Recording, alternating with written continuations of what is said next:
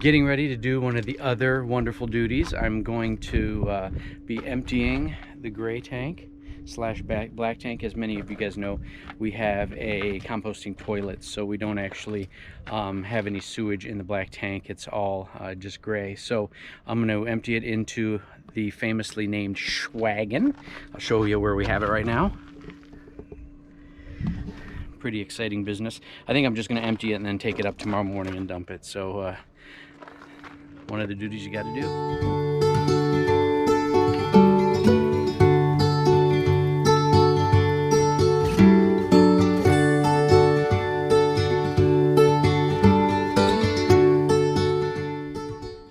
Another job done.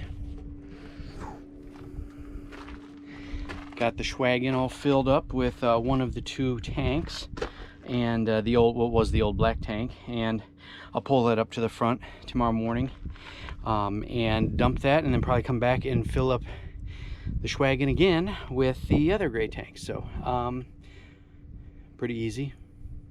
Didn't even need gloves. That's the nice thing about having composting toilet. So all right, we will be taking some adventures tomorrow, so we will check back in and let you know. But I'll come back to you tonight if there's anything else going on. Thanks, guys. Good morning. Well, it's the next day, and it's dump tank time. So I got the wagon all hooked up, and I'm going to drag it up to the front where the dump stations are and empty it, and you're gonna get to enjoy that process too. One of the nice things about this this truck that we have, the 2016 Ram Rebel, is that if I go slow enough, I can actually keep the backup camera on, and so I can keep an eye on the wagon.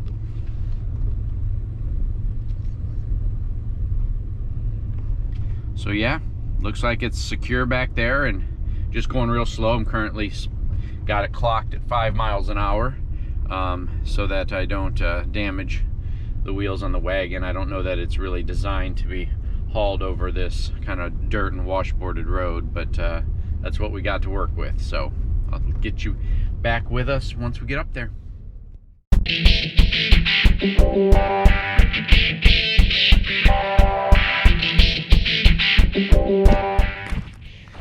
All right, all cleaned up and ready to go.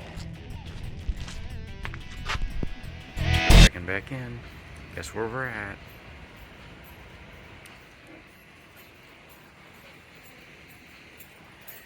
Booster shot time. So yeah, we waited till Michelle got back from her visit with her parents in Indiana, and we're getting our booster today, and hopefully we don't have too many side effect symptoms from it.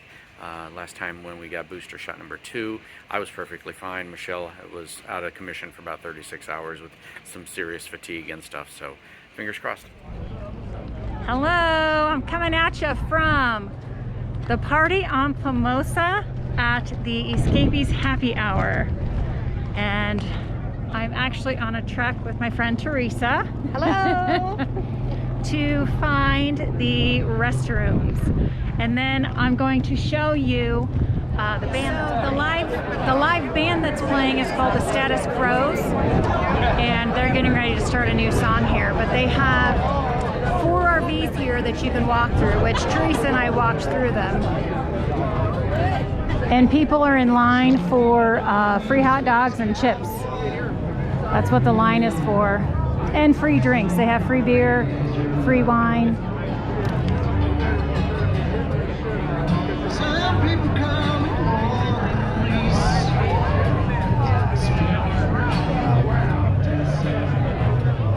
What's a competence? Good morning. Different day, different Seahawk hat. So today I figured doing a few things around the camper. So real quick update. We got our booster shots yesterday, and then headed up after visiting with my parents for a little bit and eating some great Pizza Hut pizza, one of my favorites. Headed up to Quartzsite to visit with our friends Teresa and Rick, and went to the Plumosa rally. Basically it's Escapees rally. They had a band playing. It was a lot of fun. There were a lot of people there, but everybody was kind of keeping their distance. So hopefully COVID isn't rampant up real wild there. So today on the agenda, I am going to put some water into our RV because we're running low on water out of the fresh tank. So I figured I'd show you how I do that. So there's a lot of ways out there to do that. Hopefully you can hear me good. It's kind of windy today, but the way we do it is we get 5-gallon buckets, and then I have a submersible sump pump that I've had since we lived in the tiny house that we used to use for transferring water in our water system there. So I basically just submerge the sump pump into the 5-gallon buckets that we have, and then pump it right into the camper. So I've got 2 5-gallon buckets here. They're not completely full because I use some of the water for other stuff, but show you what we're doing. And I'm running the generator just because it's easier to run it than to run the electrical out from the inverter right now. So hopefully it's still loud enough, or not loud enough, too loud that you can hear. So generator, water, sump pump, hose. So yeah, basically we just take the sump pump, submerge it in the water, and plug it in. So do that, and then we got our water, our 5 gallons there, pumping into the camper over here. So it's a real easy process. It's not very complicated. Yep, there we go.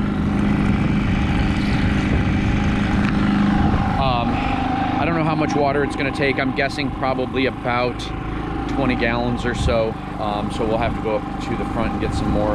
So I'll take you with that process. And then we're going to head over and get some, pick up our mail. We got some things in the mail. And then I'm going to probably do a little washing of the truck if I can. The job I did the other day was horrible. The foam brush that I had to use was dirty as heck, so the side of the truck looks absolutely atrocious. As we're pumping the water, I'll take you over and show you that.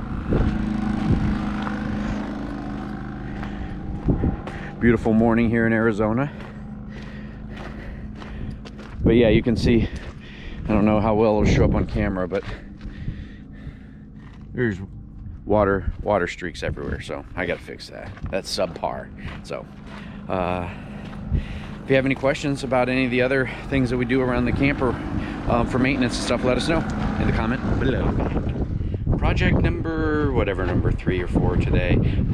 So I've been having a rattling inside my door when I'm going over kind of rough terrain, and I'm going to take the door handle, or the door facade off, and see if there's something loose in there, and hopefully remedy that. It is possible that the rattling is the tow mirrors that I had put on a couple years ago.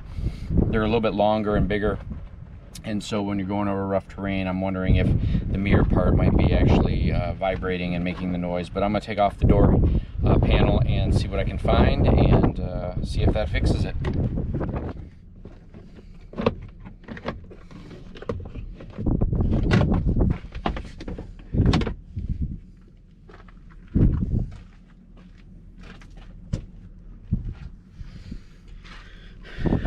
All right, I got the door off. Now I'm gonna just do some shaking and rattling to see if I can figure out what the heck is making the noise.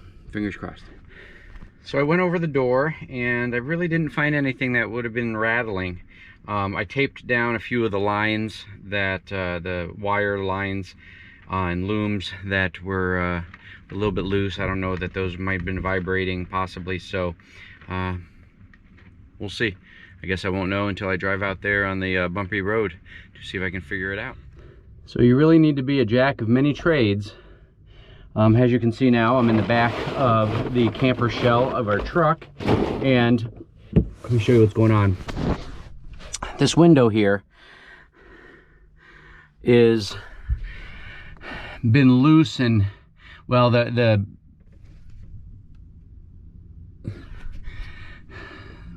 hook there that kept this snug has long ago been broken. It was probably broken actually when I bought this, because I bought it used.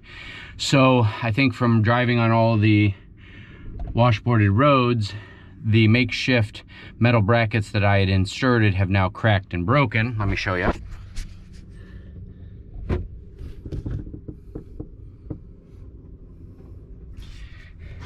And so now this back window rattles like crazy. It actually was worse. I tightened a few of the screws when I got in here before I had the camera. So I'm just going to go through and see if I can secure some more metal brackets in here and get this thing more secure so it doesn't move. That's the next project. Like most people, you know, we have a junk drawer in the camper, but I also have a junk box of miscellaneous screws and pieces of metal and leftover things from different projects I've worked on. So I'm digging through here, and as you can see, I actually found a few little metal brackets. I got a whole bunch of other brackets that I've gotten for different reasons. Obviously, I bought these at some point for something and then ended up figuring out something different to do and didn't need those, so I just keep everything. Got a box of miscellaneous size washers, all kinds of self-tapping screws, you know, handles, O-rings, metal hooks for hanging stuff. So I'm gonna go through here and see if I can find some good screws to use to try to tap into that metal frame and mount these metal brackets.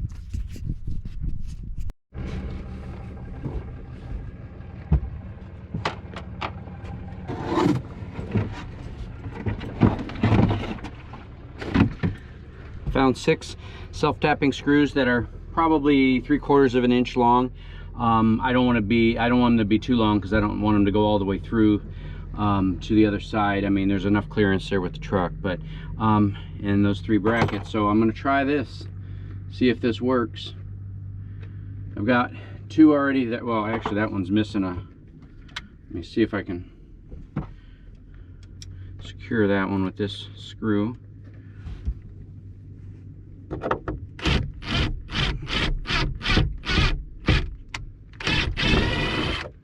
Yeah, that screw's too long, so I'm gonna have to see if I can find a different size screw.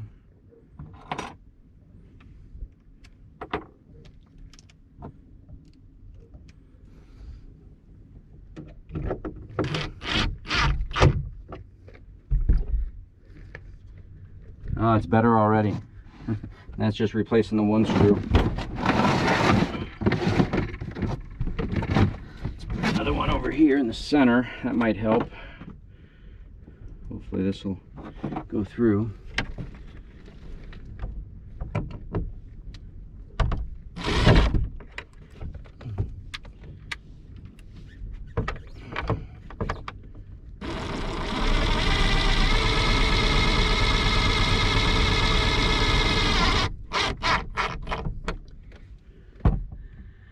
This one I gotta be real careful because there's glass behind it, so I may just leave that one secured there and then put another one here. I don't want to screw in too far and then hit that glass.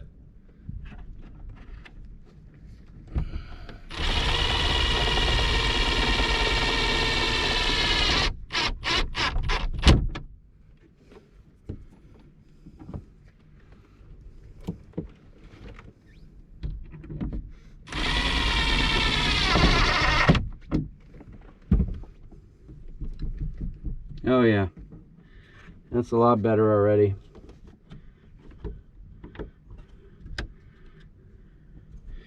All right, another project accomplished.